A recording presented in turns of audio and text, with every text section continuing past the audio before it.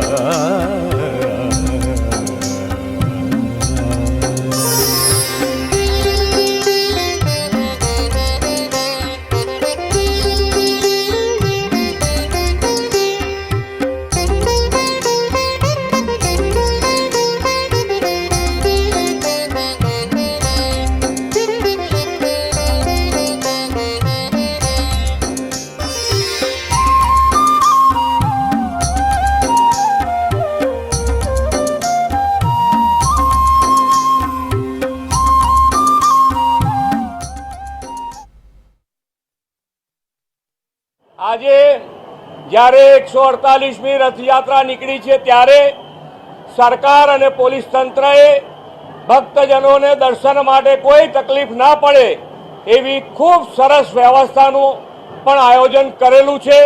ખૂબ સારી રીતે ભગવાન જગન્નાથની યાત્રા એ કોમી એકલાસથી નીકળી છે અને ખૂબ સારી રીતે પૂર્ણ થશે. આજે જ્યારે કચ્છીઓનું પણ આ નવું વર્ષ છે ત્યારે દેશ વિદેશમાં રહેતા કચ્છી પરિવારોને પણ આજના વર્ષે નૂતન વર્ષ અભિનંદન પાઠવું છું અને આજે ભગવાનના ચરણોમાં પ્રાર્થના કરું છું કે દરેક જણની સુખ, શાંતિ અને સમૃદ્ધિ